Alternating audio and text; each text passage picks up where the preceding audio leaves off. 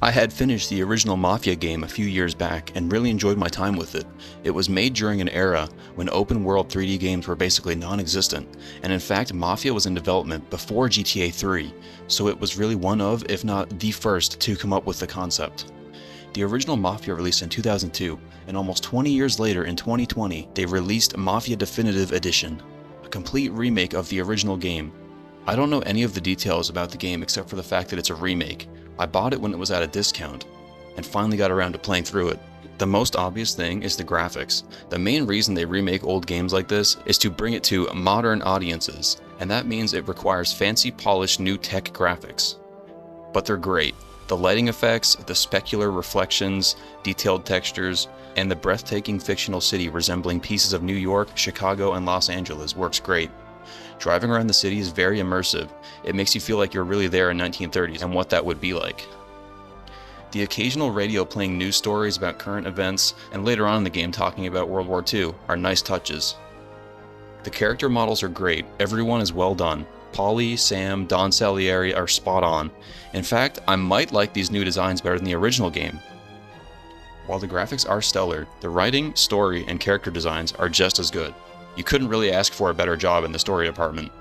The remake lets the plot unravel slowly, but in a very cinematic way. It almost feels like a movie game at times.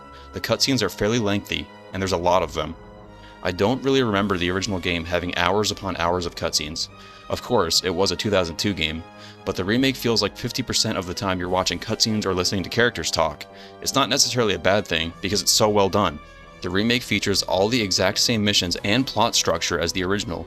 You go through all the missions in the same order. Mostly everything is the same, as it plays out originally. There are a lot of moments where I was like, oh yeah, I remember that part. Or, oh wow, it looks familiar, yet so much nicer now. I really think they did a good job with remaking the game with modern standards and technology in that regard. I'm not going to sit here and go through every mission, as I'm probably going to review the original game at some point too. But it's basically the same thing. So the only things really to talk about in terms of what's new is if they nailed the story and the characters and the plot. I think they did. And how the new engine with its new mechanics and gameplay feels. Well, there's something to be said about the charm of the technical limitations of the original game. Since there was no template or framework of how to make an open world game back then, they just came up with it all themselves. As a result, the original game has a very distinct personality and feel to it, even down to the goofy, by today's standards, looking graphics and plastered on photograph faces, and the clunky rough around the edges engine and gameplay controls. It gave the whole original experience a unique identity and vibe. Sadly though, a lot of it gets lost in remakes like this. Nowadays we have standardized control schemes and mechanics and expectations of how certain gameplay styles work. As a result, many games end up feeling like being in the same homogenized blob of vaguely the same game. Mafia Definitive Edition falls within that scope. It has the typical cover-based shooting, where the original game did not.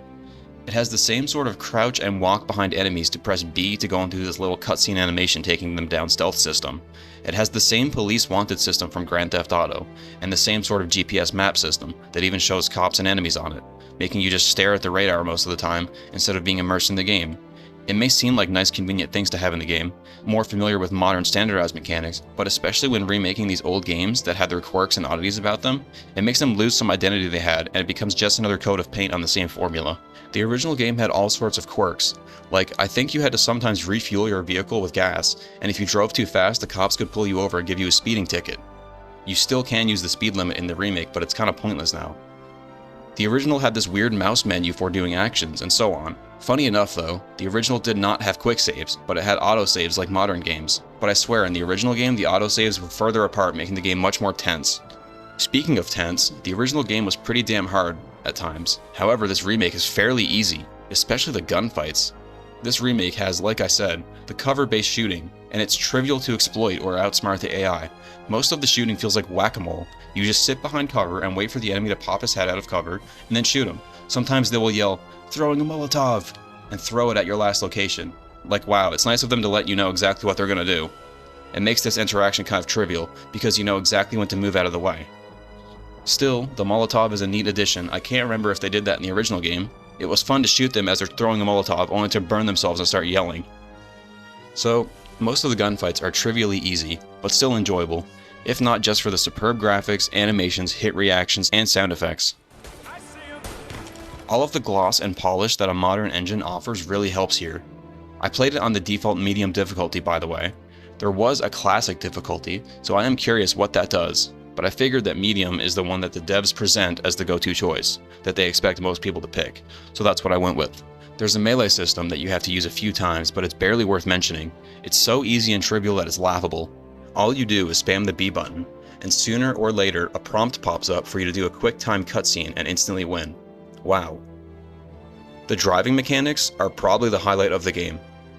Much of the game is spent driving around, and frequently having to drive fast and race past certain enemies or arrive at certain locations on time. The cars feel weighty, almost slippery, but polished and fun to control.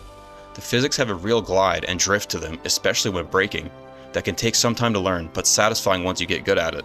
The infamous racing level is of course here, and it was brutally hard in the original game. You have to come in first place in this race course, and I remember failing so much back in the day. Well, I'm happy to say it's still challenging here in the remake, though maybe a bit more forgiving as I beat it on only my third attempt. Still, great fun and excitement. Other memorable levels are back, of course. They all are, but most notably the boat assassination, the whorehouse hotel, the bank heist, and the airport shootout are standouts. The controls, at least on controller, are a mixed bag. Most actions you do require you to hold the button, instead of a simple press, so getting into vehicles, you have to hold X.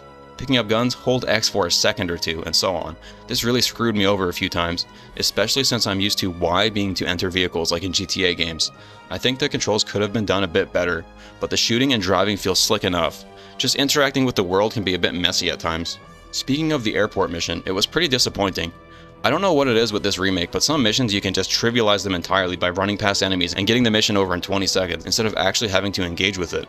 I don't remember that being possible in the original game. For instance, the airport level, it's supposed to be this huge, immersive, fun shootout with like 100 cops, but I somehow accidentally ran past everyone and just triggered the level ending cutscene in like 10 seconds. That was disappointing. Other memorable levels is that mansion hedge maze, where in the original game you sort of have to stealth around and kill enemies with a baseball bat. I remember it being really frustrating and challenging, but kind of fun. But here in the remake, it was super trivially easy as the radar tells you where the enemies are. And it has this stupid modern stealth system where you can crouch around at full speed and they won't hear you, so you just sneak behind them and press the B for a kill cutscene. A few more times they forced this stealth on you, where in the original game I don't think they did. One of the last missions has you sneaking through a warehouse full of boxes to find diamonds, and it's another forced stealth mission, where you boringly have to crouch behind guards and do quick time kills on them. Well, in the original game, it's not a stealth mission at all, but something else entirely.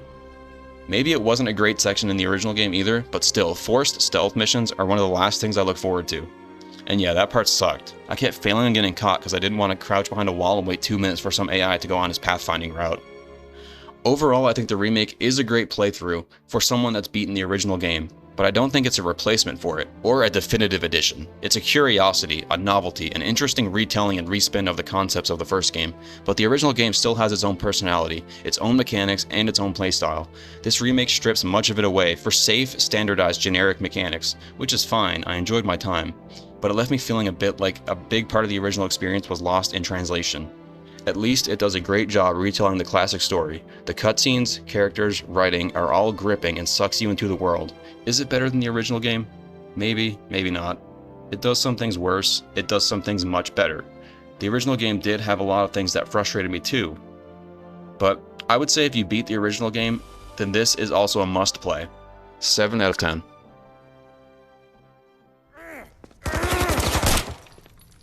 Lucky shot, Tom! But the thing about drug money is it pays for a lot of muscle. Put them down, boys!